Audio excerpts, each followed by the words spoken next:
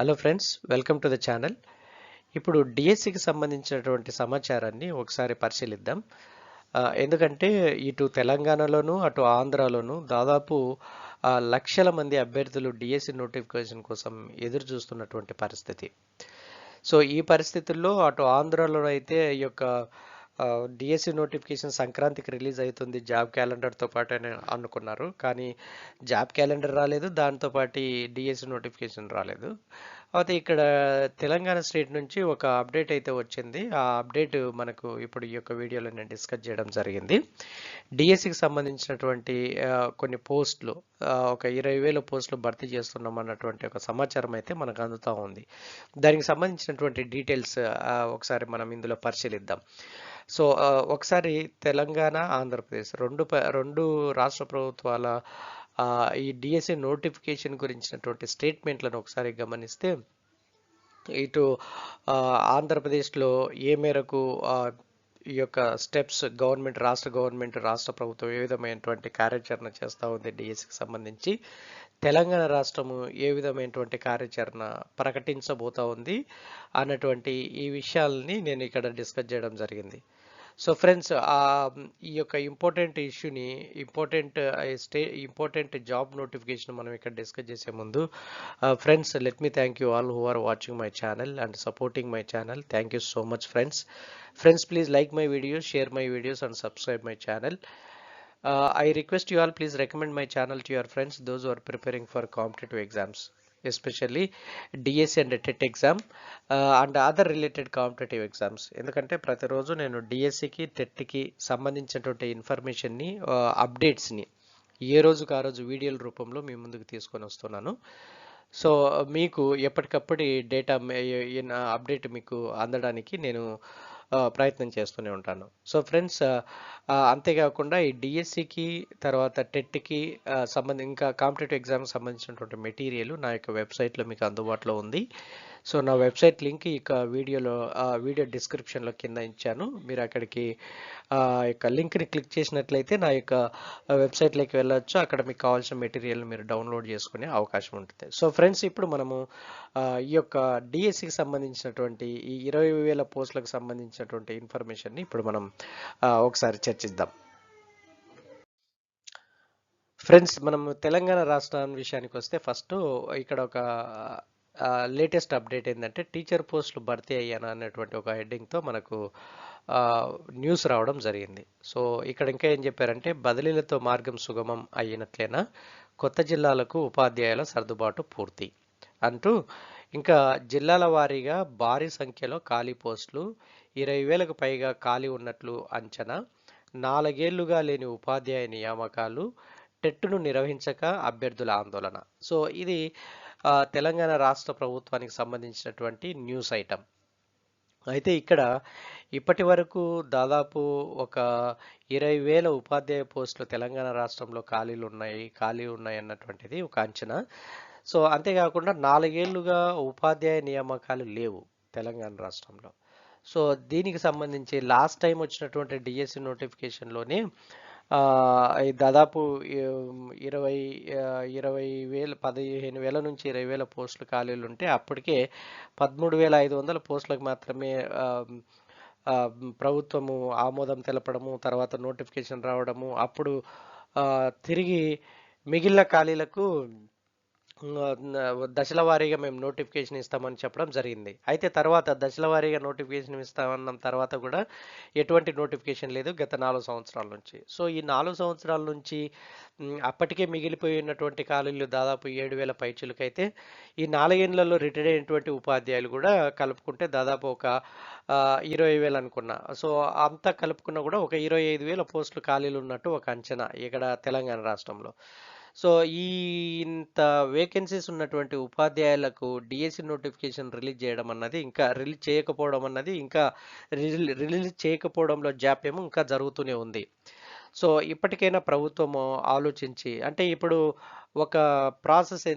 జరుగుతున్న ప్రాసెస్ ఏంటంటే, బదిలీలు జరుగుతూ ఉన్నాయి. బదిలీలు జరిగితే బదిలీలు అయిపోగానే నోటిఫికేషన్ ఇవ్వడానికి సిద్ధంగా ఉంది అన్నటువంటిది ప్రభుత్వ నుంచి వచ్చేటువంటి స్టేట్మెంట్. సో ఈ బదిలీలు అన్నటివైనా ఇదంతా స్మూత్గానే జరుగుతుందా ఈ బదిలీలు? ఎందుకంటే ఈ కొత్త జిల్లాలకు ఉపాధ్యాయులు సర్దుబాటు చేసే విషయంలో కొంత సందిగ్ధత నెలకొనడం, కొంతమంది ఉపాధ్యాయులు కొత్త జిల్లాలకు ట్రాన్స్ఫర్ అయ్యే విషయంలో కొంత గందరగోళం ఉన్నటువంటి పరిస్థితుల్లో మరి ఈ యొక్క బదిలీల ప్రక్రియ అంతా స్మూత్గా జరిగితే ఇమీడియట్గా డిఎస్సి నోటిఫికేషన్ రిలీజ్ చేయడానికి ప్రభుత్వం రెడీగా ఉందన్నటువంటిది తెలంగాణ నుంచి మనకు అందుతున్నటువంటి సమాచారం. సో తెలంగాణ ప్రభుత్వంలో ఖాళీగా ఉన్నటువంటి ఈ యొక్క దాదాపు 20 నుంచి 25,000 ఉపాధ్యాయ ఖాళీలకు ఈ యొక్క డిఎస్సి నోటిఫికేషన్ రిలీజ్ చేయడానికి ఈ యొక్క డిఎస్సి నోటిఫికేషన్ కూడా లక్షలాది మంది ఉపాధ్యాయులు, లక్షలాది మంది అభ్యర్థులు ఎదురు చూస్తున్నటువంటి పరిస్థితి. సో ప్రతి సంవత్సరము తెలంగాణ రాష్ట్రంలో 15,000 మంది బిఎడ్ కోర్సును పూర్తి చేస్తున్నారు. అలాగే 12,500 మంది డిఎడ్ కోర్సును కూడా ప్రతి సంవత్సరం పూర్తి చేస్తున్నారు తెలంగాణ రాష్ట్రానికి సంబంధించి. అంటే ఇప్పటి వరకు దాదాపు 13 లక్షల మంది అభ్యర్థులు 13 లక్షల మంది బీఈడీ చేసినటువంటి అభ్యర్థులు డిఎస్సి నోటిఫికేషన్ ఎదురు చూస్తున్నటువంటి పరిస్థితి. సో ఇటువంటి పరిస్థితుల్లో ఈ యొక్క టీచర్స్ ట్రాన్స్ఫర్స్ అన్ని స్మూత్గా జరిగేసి డిఎస్సి నోటిఫికేషన్ రావాలని ఆశిద్దాం.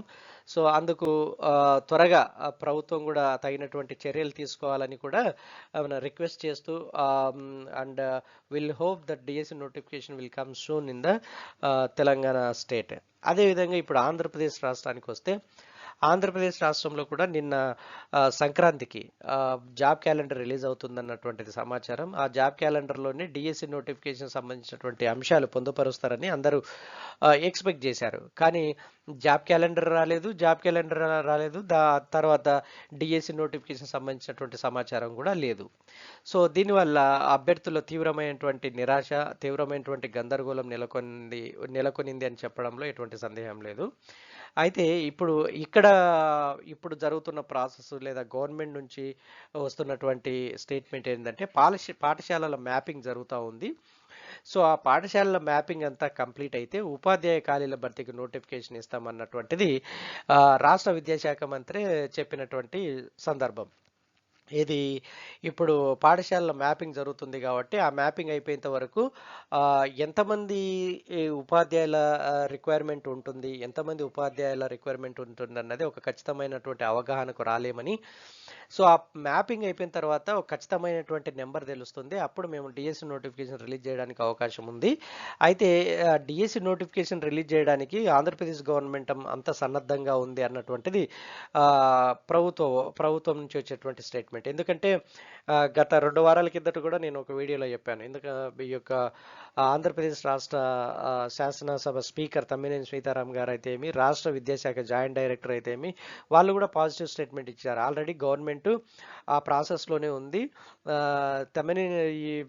ఆ యొక్క నోటిఫికేషన్ రిలీజ్ చేయడానికి అన్ని రకాల చర్యలు తీసుకుంటుంది అని అన్నటువంటి నేపథ్యంలో ఆంధ్రప్రదేశ్ రాష్ట్ర విద్యాశాఖ మంత్రి ఇచ్చినటువంటి ఈ స్టేట్మెంట్ కూడా కొంత పాజిటివ్ ఇండికేషన్ అని చెప్పుకోవాలి.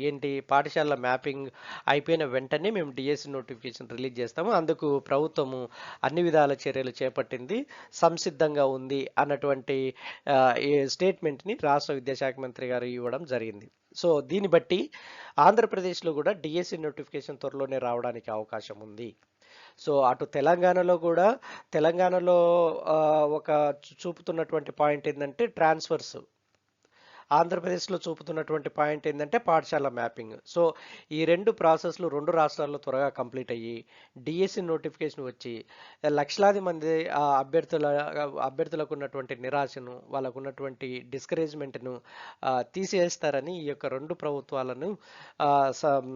ప్రభుత్వాలను రిక్వెస్ట్ చేస్తూ ఉన్నాం. సో ఆ విధంగానే 2 రాష్ట్రాల్లో కూడా డిఎస్సి నోటిఫికేషన్ త్వరలోనే వస్తుందని ఆశిద్దాం.